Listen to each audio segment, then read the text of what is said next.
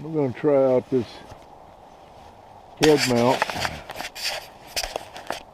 Go out here and check the battery charger on the old bulldozer and see if it's charging. I just plugged this extension cord in, but who knows whether or not it's made connection out here. It goes out here about 40 or 50 feet, I guess. And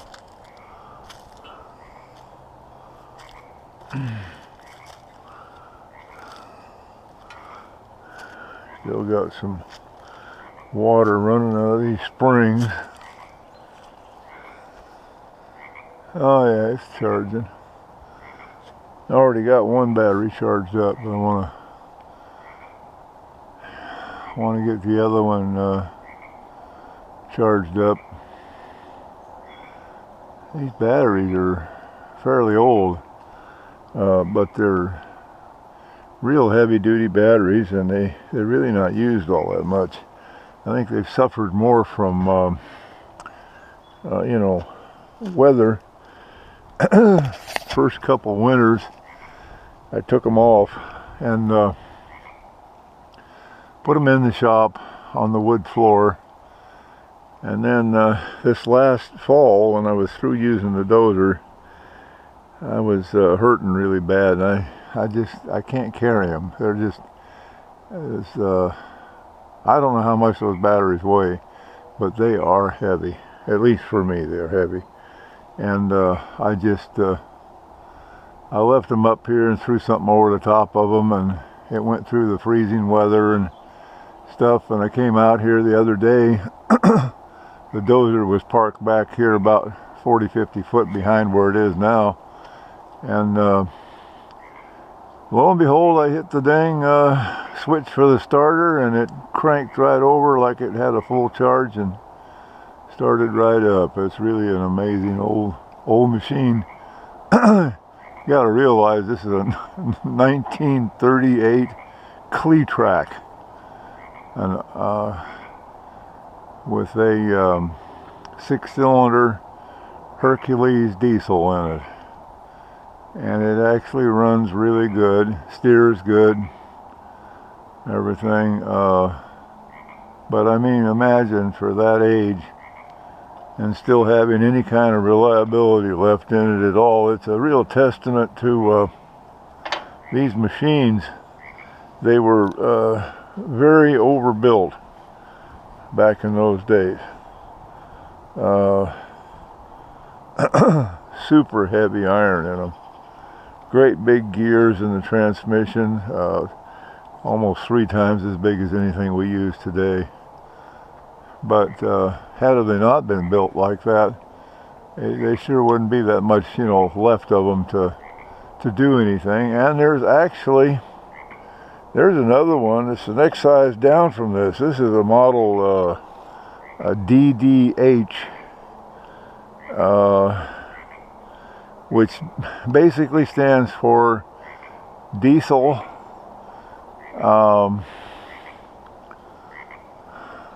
Model D diesel hillside. Hillside being that the tracks are wider apart. And they've got a BDH for sale for a couple $1,000. It looks almost like this thing, with another 6-cylinder Herc, just a little bit smaller engine, and it's got a winch on the back. I'd actually kind of like to have it.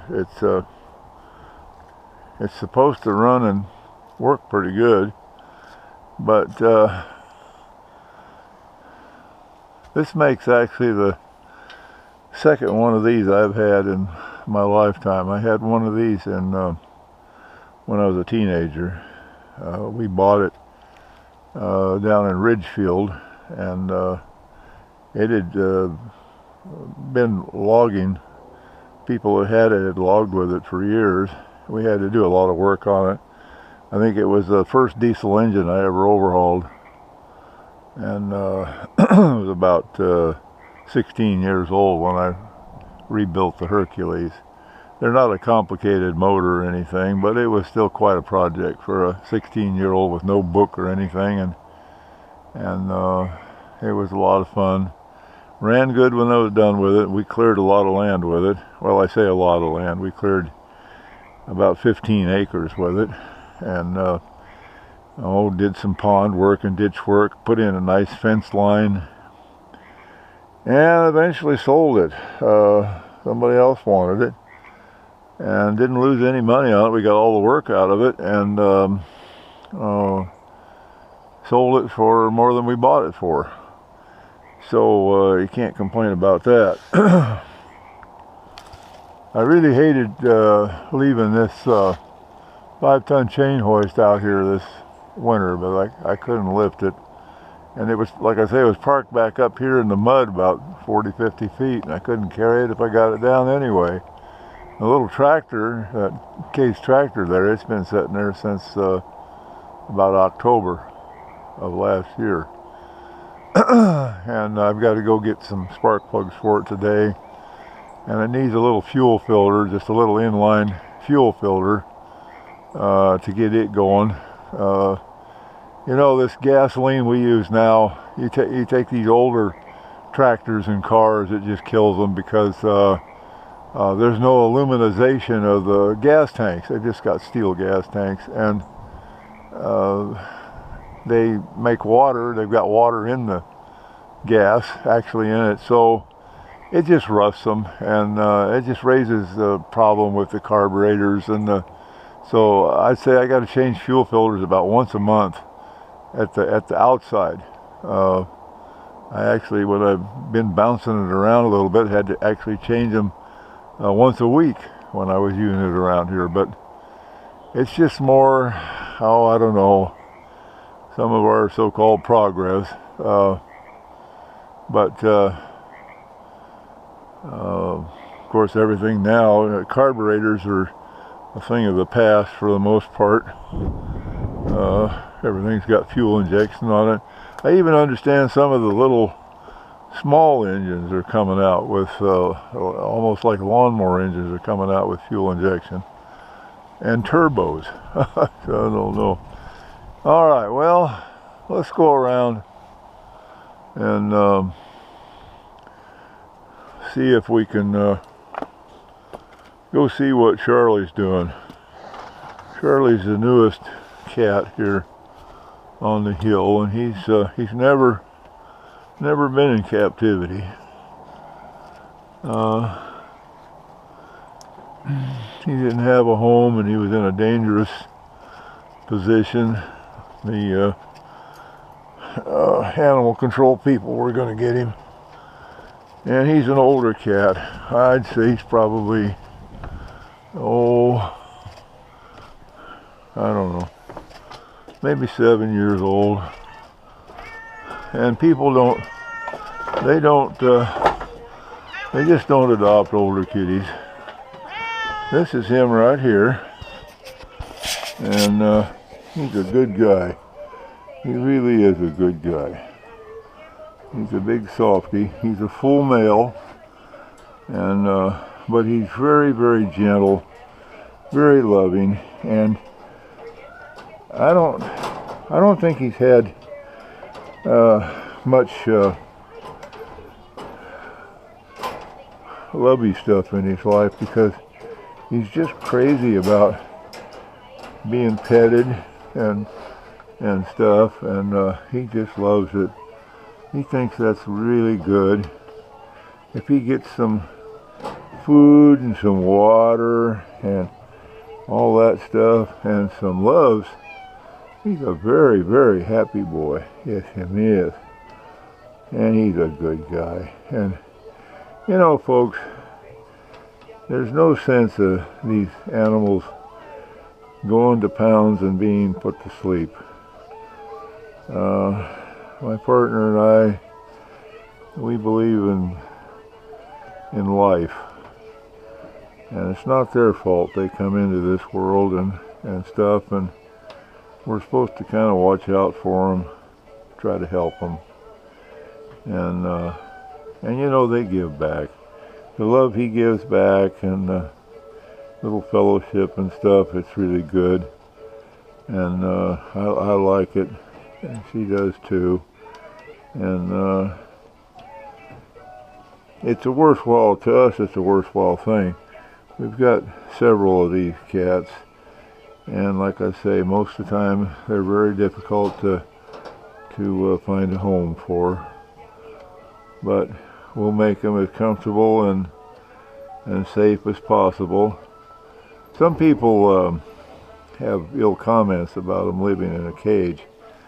They live in a cage here that's actually a big dog cage. It's way more room than most cats have for a cage. And we built these little, we call them sky decks up here, a little upstairs. They can get up off the floor and take naps and get his little ears rubbed and stuff like he is now. But I think you can see that this kitty he's not afraid, he's not being abused. He actually likes us. And that's what we want for the rest of his life. You know, we can't save everybody, but the ones we have, we'll do anything we can to try to help them. And anyway, I don't know how this head mount thing here is working for the camera. I don't know if I'm getting the whole picture or what, but anyway, we're testing it on Charlie here to see how it's working. And might have to make some adjustments to it. Kind of unique. He doesn't really mind you playing with his feet. A lot of kitties don't want you to play with their feet, but he's really very good about it. Yes, really a big baby. Now we're gonna take him. We have a organization that will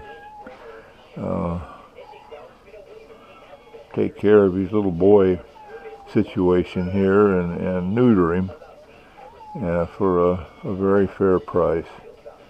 And we'll take him this summer and have that done. And of course that kind of settles him down a little bit too. But I don't know. If he settles down too much more, he's just going to be a great big pile of fuzz. Anyway. But he's such a lovely guy. He's a really good guy. Yeah.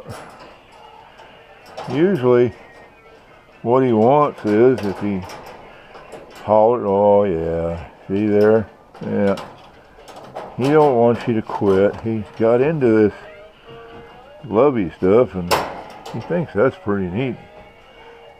Get little rubs and hugs and stuff. And a lot of times he drools, and sometimes he falls off of there because he forgets he's up there on there. He's just having too good of a time. Yeah. To think about that he could fall off. So don't fall off. No, you don't fall off. Here, get back over there. Okay. All right. Well, let's go see how this turned out here.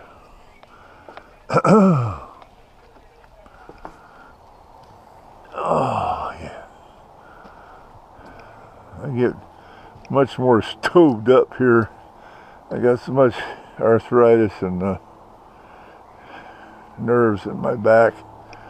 Yeah, it makes it very slow to get around, but you know, I'm still getting around, so